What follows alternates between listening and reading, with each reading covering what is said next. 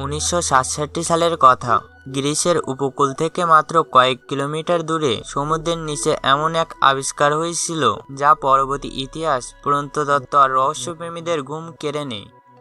এই ঘটনার মূল চরিত্র ছিলেন নিকোলাস ফ্লেমিং, একজন খ্যাতনামা সামুদ্রিক প্রত্নতত্ত্ববিদ। তিনি নিয়মিত গ্রিসের দক্ষিণ উপকূলের কাছে সমুদ্রতলে অনুসন্ধান চালাতেন। বহুবার খালি হাতে ফিরতে হলেও 1967 সালে সেই এক ডাইভে তার জীবন বদলে যায়। ডুব দেওয়ার সময় হঠাৎ করে তার চোখে পড়ে কিছু পাথর, যেগুলো একেবারে স্বাভাবিক মনে হচ্ছিল না। পাথরগুলো সরানো ছিল না এলোমেলোভাবে, বরং নিয়ম মেনে সারিবদ্ধভাবে সাজানো।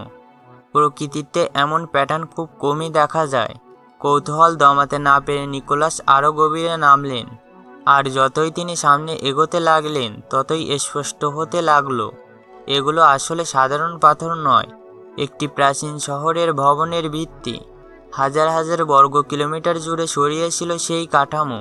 প্রথমে বিশ্বাস করতে কষ্ট হচ্ছিল সমুদ্রের তলায় পুরো একটি শহর।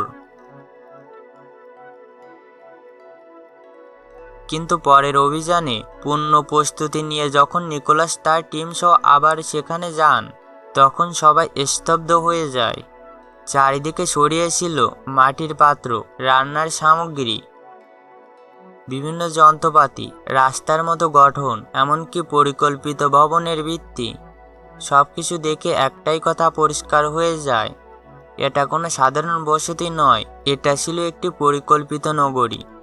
এই পানির নিচে শহরের নাম দেওয়া হয় পাবলো পেত্রি। এটি আজ পর্যন্ত আবিষ্কার পৃথিবীর সবথেকে প্রাচীন ডুবে যাওয়া শহরগুলোর একটি। কিন্তু প্রশ্ন উঠল অনেক, এই শহর কতটা বড় ছিল, কারা এখানে বাস করত, কেন সমুদ্রের এত কাছে এমন উন্নত শহর তৈরি করা হয়েছিল, আর সবথেকে বড় প্রশ্ন, এটা কি সেই হারিয়ে যাওয়া আটলান্টিস? বছরের পর বছর এই প্রশ্নের উত্তর খোঁজা হয়। অবশেষে আধুনিক প্রযুক্তির সাহায্যে আবার গবেষণা শুরু করে university of Nottingham. Doctor John হেন্ডারসনের নেতৃত্বে শুরু হয় সোনার স্ক্যানিং। সোনার প্রযুক্তি কিভাবে কাজ করে?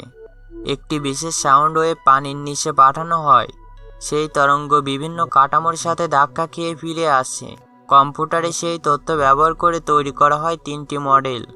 যখন পাবলো পেত্রির পুরো এলাকা স্ক্যান করা হলো, তখন সবাই অবাক।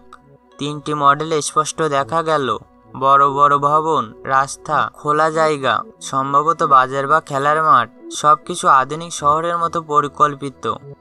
গবেষণায় অনুমান করা হয় একসময় এখানে প্রায় 5000 মানুষ বসবাস করত। কার্বন ডেটিং করে জানা যায় এখানে পাওয়া মাটির পাত্র ও যন্ত্রপাতি প্রায় 5500 বছর পুরানো, অর্থাৎ ব্রোঞ্জ যুগের সভ্যতা। সবথেকে চমকপ্রদ আবিষ্কার ছিল লুম ওয়েস্ট। এই পাথরগুলো ব্যবহার করা হতো কাপড় বোনার সময় সুতো টান রাখতে। এমন হাজার হাজার লুম ওয়েস্ট পাওয়া যায় এখানে। এর মানে কি? এর মানে পাবলো পেত্রি ছিল কাপড় উৎপাদন ও বাণিজ্যের একটি বড় কেন্দ্র। এখানকার মানুষ সেই সময় বিশ্বের বিভিন্ন জায়গায় কাপড় রপ্তানি করত। তাহলে এত সমৃদ্ধ শহর হঠাৎ কিভাবে হারিয়ে গেল? গবেষকরা মনে করেন এটা ধীরে ধীরে ডুবে যায়নি, কারণ যদি সমুদ্রের পানি ধীরে বাড়ত তাহলে মানুষ তাদের জিনিসপত্র নিয়ে আগেই চলে যেত। কিন্তু এখানে পাওয়া গেছে সবকিছু প্রায় অক্ষত অবস্থায়।